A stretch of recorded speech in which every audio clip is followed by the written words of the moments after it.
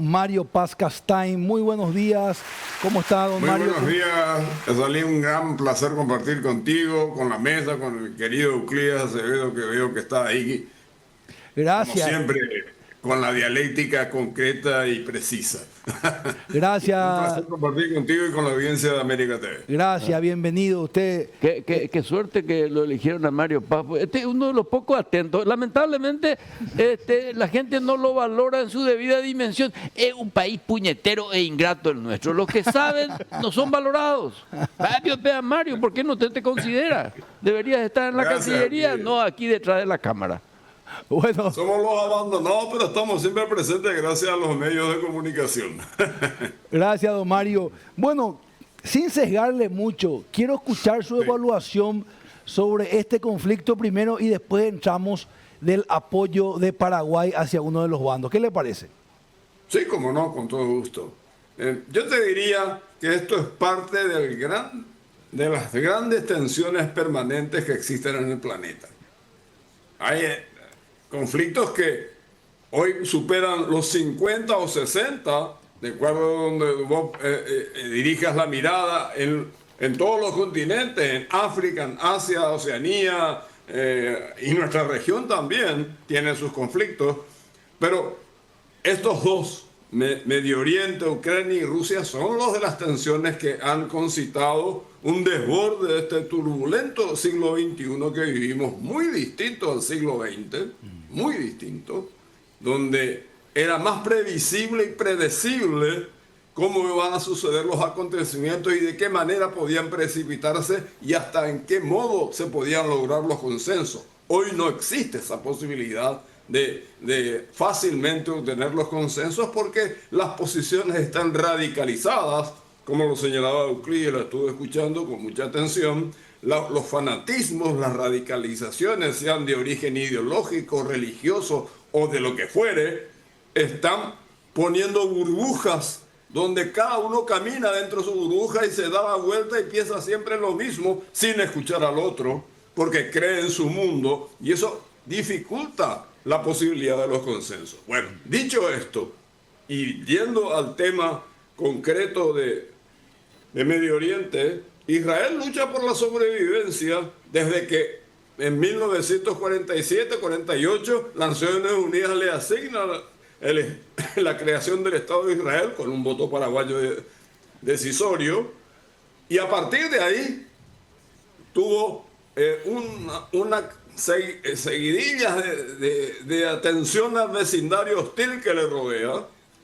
Fue acordando cosas, con Egipto ya tiene una paz más o menos razonable, lo mismo con Jordania, pero digamos que el otro vecindario de los palestinos, de Gaza, de Yemen, de Líbano y Siria en su momento, siempre fueron, vamos a decir, confrontacionales, y ni hablar de Irán, que se basa fundamentalmente en la desaparición de la faz de la tierra del Estado de Israel. Pero hay que tomar las cosas dentro de estos conceptos que hoy dominan el mundo.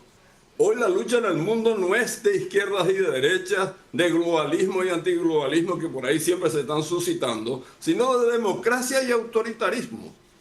Y dentro de todo, Israel representa una democracia con sus dificultades, con sus luces y sombras, pero es una democracia.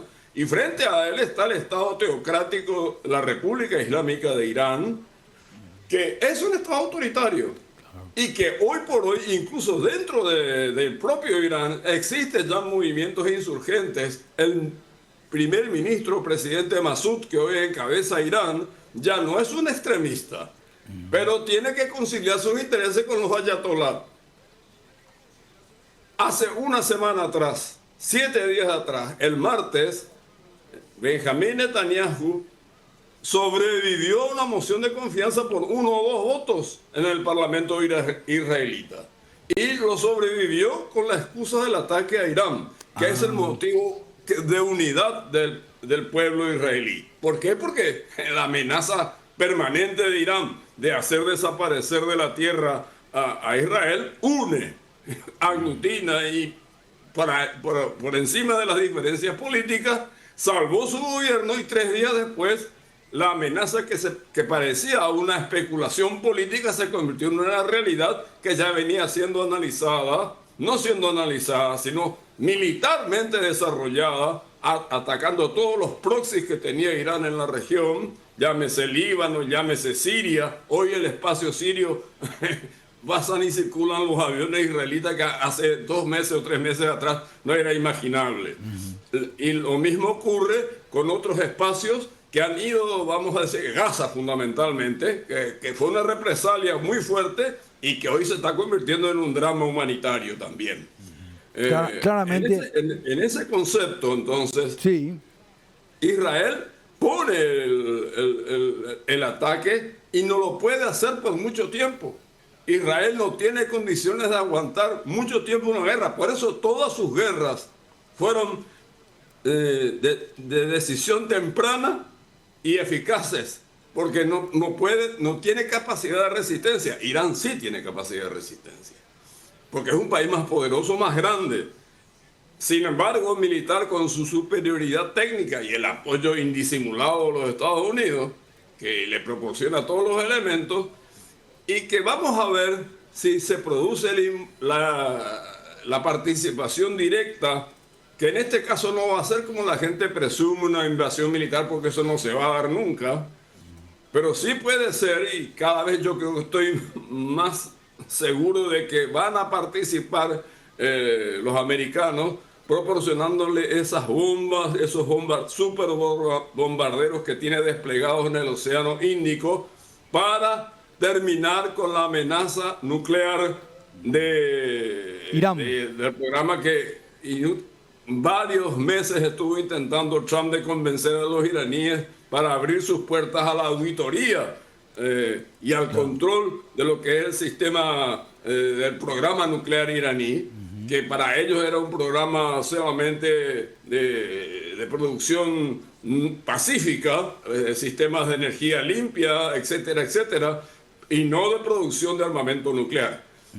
Enriquecimiento de uranio que dice que ya está al 60% y que para llegar al 90% les falta muy poco, incluso semanas, y de ahí a producir los explosivos que están enterrados bajo las montañas del territorio de Irán, y que por eso podría participar Estados Unidos, porque es el único país, yo creo, en el mundo que tiene la capacidad de lanzar unas bombas de gran profundidad para liquidar todo lo que está bajo el suelo de las montañas en cuanto a arsenales y a plantas de armamento nuclear. Claramente. Por eso, hasta ahí te puedo decir, Sí. es el acontecimiento hasta hoy de este problema. Y los daños colaterales se dan, y que van a llegar acá también, son los que ya se están produciendo ahora mismo. Que son el aumento de los combustibles, del petróleo, del gas, y todas estas cosas que, si se cierra el estrecho de Hormuz, va a producir un impacto aún mucho mayor de lo que se está produciendo ahora. O sea, hay cuestiones que todavía tenemos que ver cómo se desarrollan los acontecimientos y de qué manera estos van a impactar no solo en la región donde están enfrentados y en Medio Oriente, sino también en todo el planeta. Ahí le quiero hacer una pregunta, don Mario. Gracias por este resumen, porque nos llevó hacia una clave. El doctor Euclides lo había tocado también, que tiene que ver con el gobierno de Netanyahu, ¿verdad? Con los problemas internos que tiene. Y ahí usted trajo a colación la famosa teoría del conflicto, ¿verdad? Que lo que hace es generar la unidad ante una crisis inminente. A partir de ahí, dicho esto, quiero ponerle a un personaje más en su análisis, Trump, Donald Trump. Y a partir de ahí, ir un poco a su experiencia. Esta no es una historia nueva. Vimos casos muy parecidos en la primavera árabe, hace poco relativamente con Saddam Hussein, hace unos 20 años. ¿Cuál es el derrotero que usted vislumbra? ¿Va a haber un cambio del ayatolá? ¿Qué es lo que usted cree que va a suceder analizando los hechos? Sí, mira, dentro de Irán hay también movimientos insurgentes.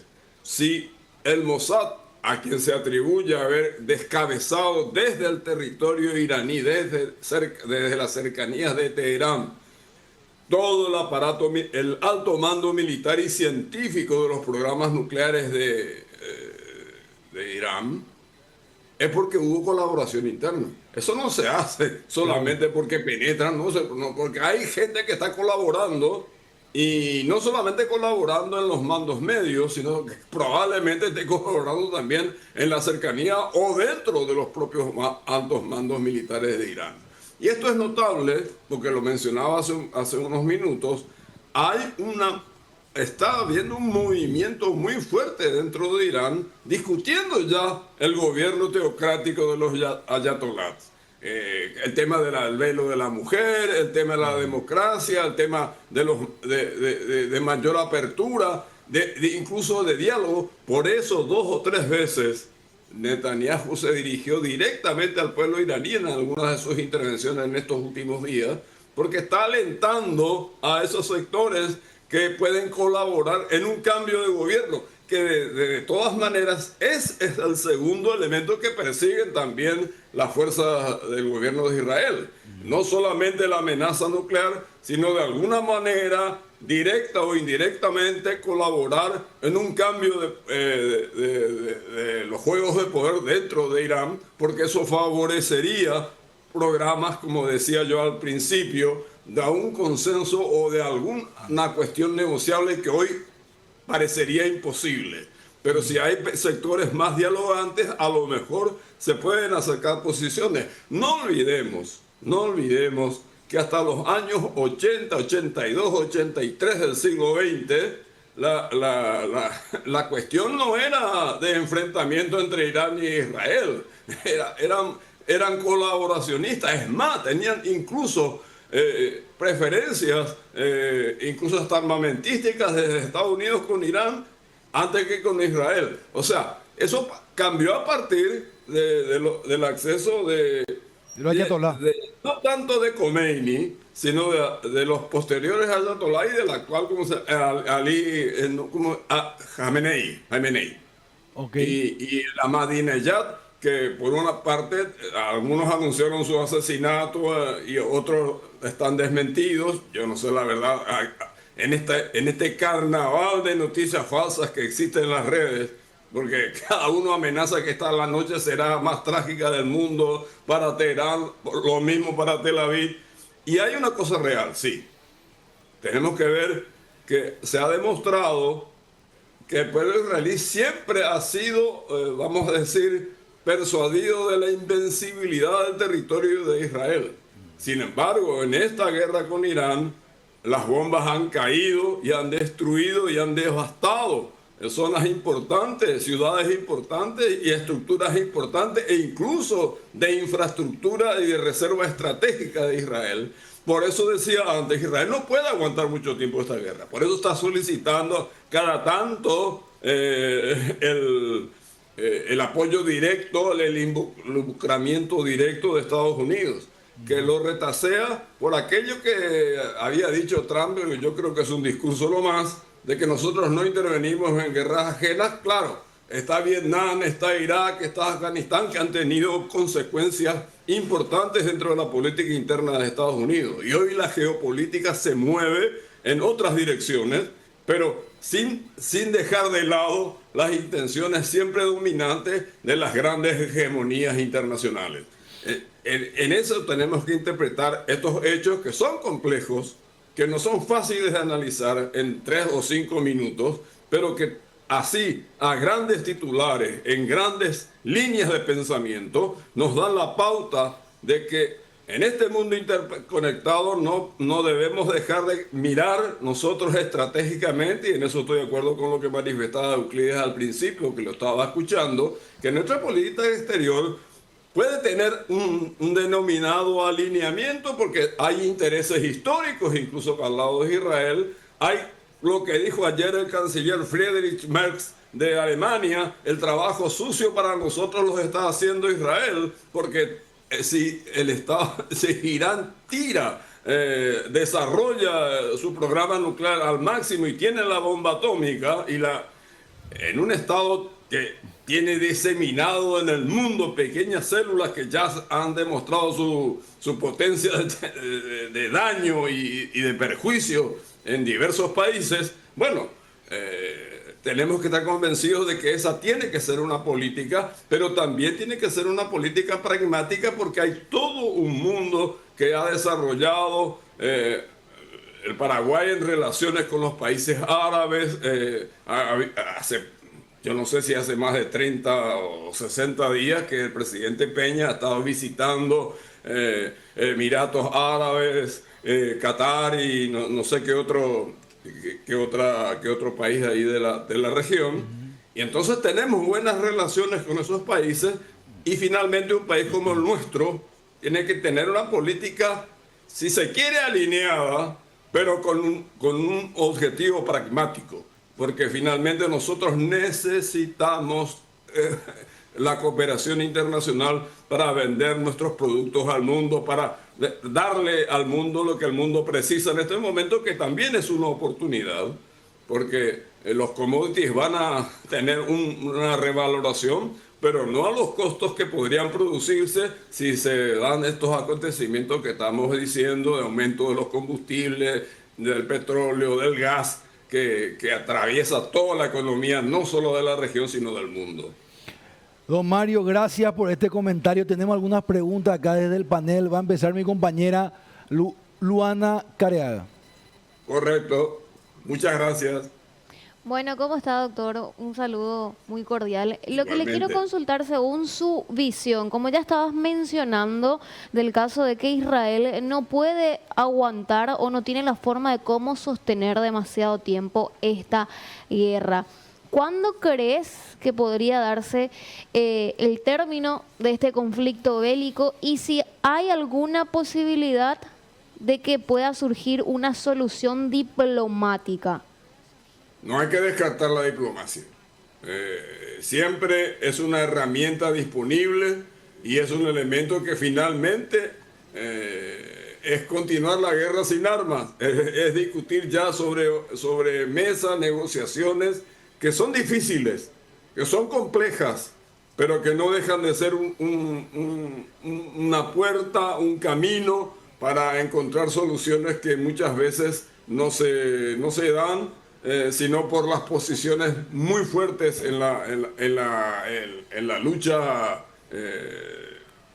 de la confrontación bélica, pero que finalmente tiene que tener un sello, un convenio, un armisticio, una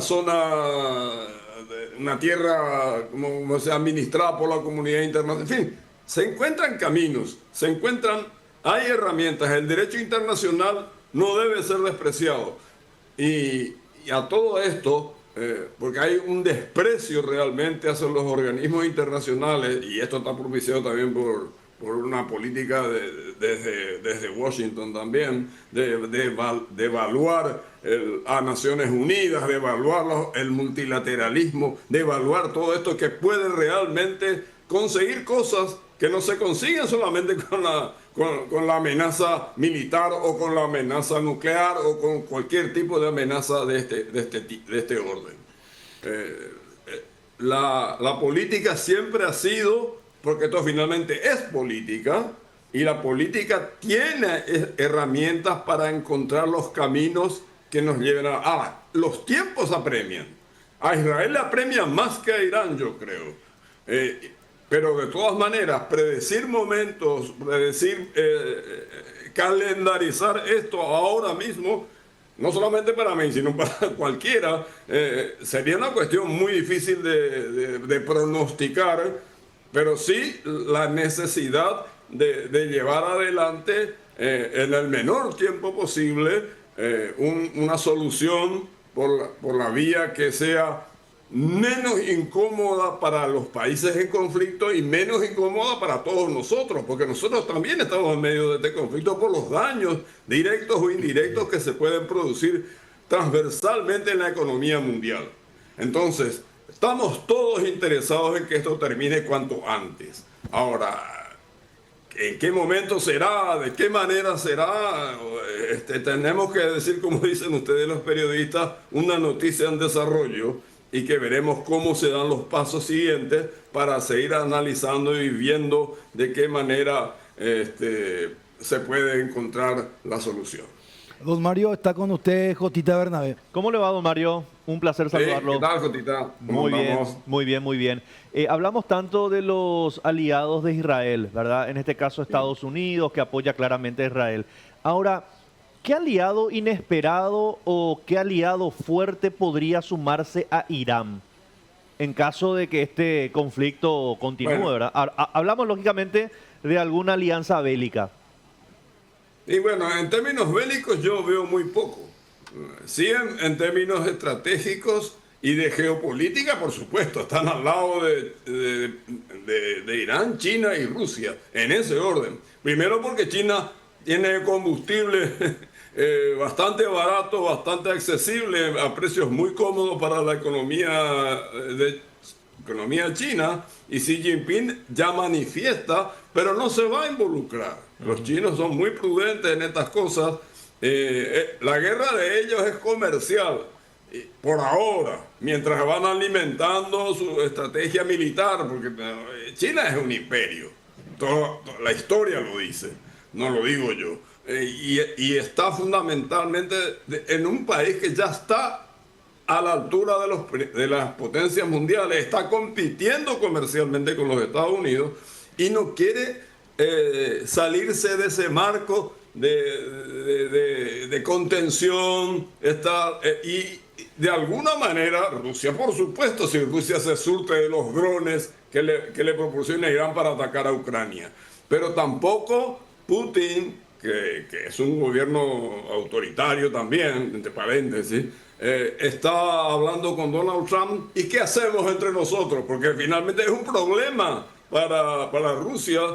Irán no le puede soltar definitivamente la mano, pero también tiene otra mano extendida hacia Washington, porque le interesa que se resuelva de alguna manera a favor de Rusia su guerra interminable también con Ucrania.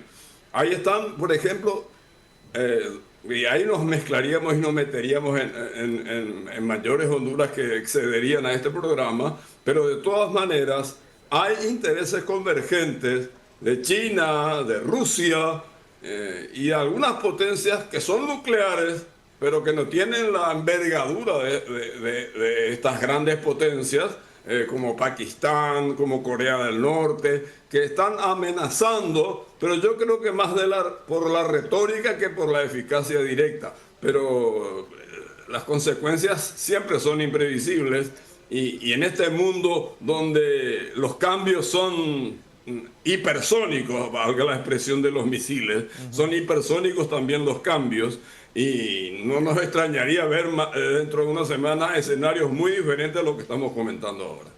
Don Mario, el último comentario de la mesa de parte del doctor Euclides. Mario, yo te suelo escuchar con mucha frecuencia hablar sobre el Mercosur, la política exterior paraguaya, pero nunca te he visto tan lúcido y tan bien informado como ahora. Y sería importante, y te invito, te convido, te sugiero que participes cada vez más en los medios de comunicación para ilustrar de la manera en que lo estás haciendo a una audiencia que la ignorancia hace que no se entienda bien lo que pasa, y lo que es peor, la indiferencia ante un conflicto que tarde o temprano nos va a afectar a todos. En ese sentido, no me resta otra cosa que felicitarte, agradecerte por participar con nosotros en este análisis matutino de un tema que aparentemente no le afecta casi a nadie, pero va a tener consecuencias imprevisibles si no lo asumimos. Espero que la Cancillería paraguaya te tenga en cuenta, de tal suerte a que le des una dosis de racionalidad, de pragmatismo y sobre todo de un inteligente patriotismo.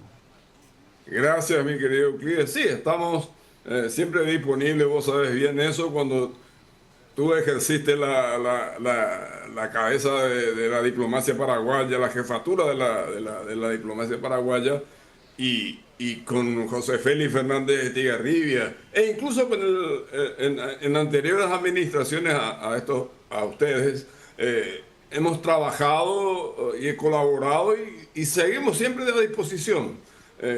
Lo que humildemente podamos, desde nuestras opiniones, desde nuestros análisis, y de compartir fundamentalmente una posición paraguaya realista, no anclada quizás en algunos intereses sectoriales, sino fundamentalmente en los intereses generales y superiores de la República del Paraguay.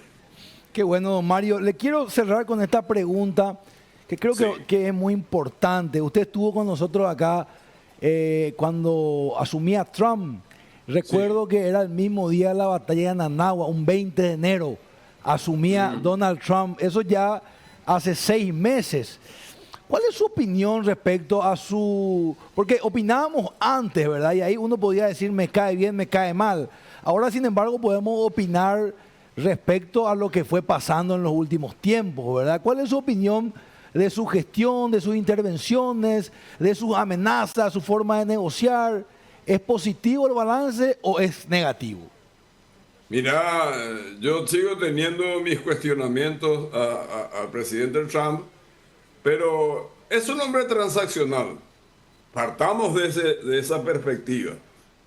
Por algo le dicen Mr. Taco. Sí. Hay un apodo. Sí. Trump always chicken out. O sea, es un hombre fuerte, pero que de repente no es tan fuerte, porque retrocede.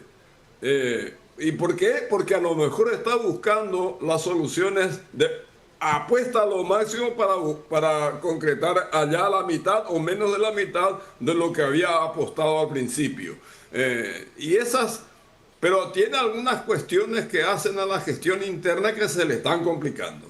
Estas manifestaciones a lo largo y a lo ancho del territorio de los Estados Unidos con los inmigrantes y la reacción, y fundamentalmente esto con California, donde le dio la oportunidad al gobernador Gavin Newsom, de convertirse prácticamente ya antes de tiempo, te diría, pero se está convirtiendo en una figura importante para el Partido Demócrata, que está careciendo de liderazgo. Le da la oportunidad para enfrentarlo. Lo ha demandado por una intromisión de la Guardia Nacional sin consulta con el Estado de California. En fin, tiene problemas de gestión interna que le pueden complicar.